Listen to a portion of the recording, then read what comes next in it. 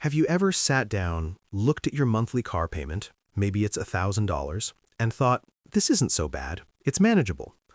But then, later on, when you think about it a bit more deeply, you wonder, wait, what am I really spending here? Because somewhere beneath that comfortable number is a story that maybe, just maybe, you haven't fully seen yet. I want to talk about something that almost everyone who's ever financed a car experiences, but few of us talk about in detail. You see the monthly hit on your bank account, but the total cost, that remains kind of invisible, hidden in the shadowy corners of the payment schedule, insurance hikes, maintenance surprises, and the lost value the moment you drive off the lot. And guess what? It creeps up on you so smoothly you almost don't notice it until you look at your finances one day and feel like you're running harder just to stand still.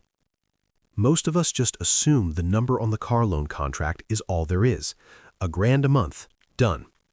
But it's not that simple. The problem isn't just the math, it's the way we mentally frame how much we're really paying for transportation. Sure, we see the monthly payment like clockwork, but the bigger picture remains blurry. This isn't about blaming you or anyone else. It's about understanding how the system works and how psychology nudges us toward value paradoxes, so we can make peace with our money and maybe, just maybe, make smarter choices. Here's the thing. A car payment isn't just a number on a contract. It's wrapped up with interest, depreciation, insurance, maintenance, and opportunity costs. And those factors don't neatly appear on your monthly statement, but they do bite into your wallet. Think about interest first.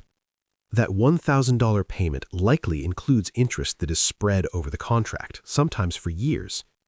If we add it all up, that $1,000 you pay every month might actually mean you're shelling out closer to $1,500 or even $2,000 if you think about what the car's original price plus interest totals at the end of the loan. That's just the loan cost. Now add insurance. More expensive cars, and cars financed at higher levels, push insurance premiums higher, and insurance probably counts for a couple $100 a month, more in some places. That's another layer. Then there's maintenance. This one often surprises people. New cars seem low maintenance at first, but when something breaks, it can be painfully expensive. Even routine upkeep, tires, brakes, oil changes, aren't free. Over years, these costs pile up quietly. But maybe the biggest hidden cost, and the one we rarely think about, is depreciation. The moment you turn the key and drive off the lot, your car loses value. Not a little, a lot.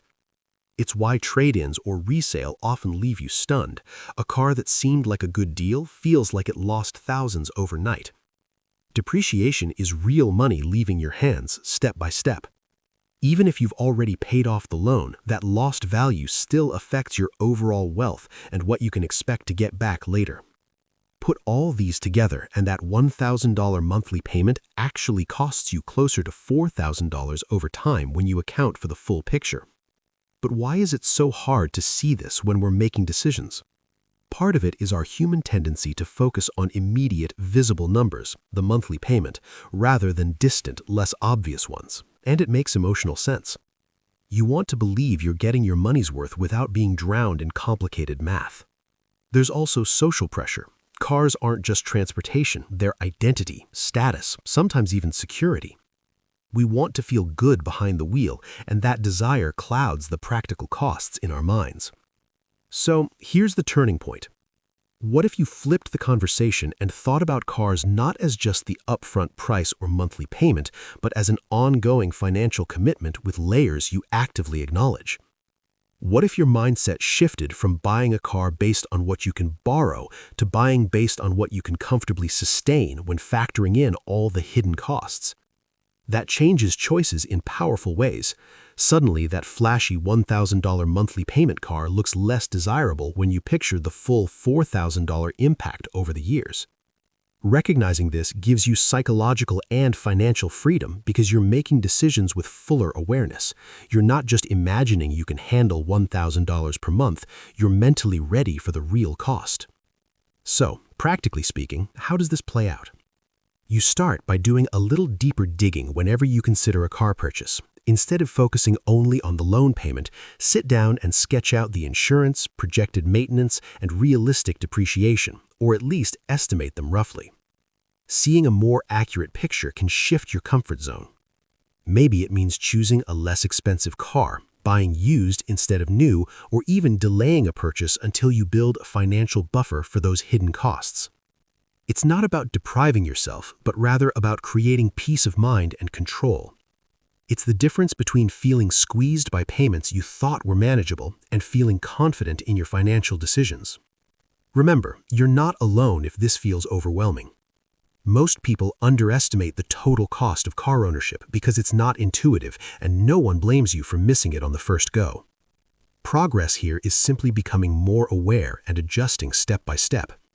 Small awareness shifts compound much like money does, and they set you up for calmer, healthier financial habits. So, next time you see that $1,000 car payment, take a minute to picture the invisible costs behind it. It's not about guilt or second-guessing, but simply about seeing your money clearly, because clarity always leads to better choices. I hope this reshapes how you think about your car payments, your money, and even your financial peace. And remember, progress beats perfection. One insight at a time. If this video resonated with you, the next one goes even deeper. Click the video on your screen now. You don't want to miss it.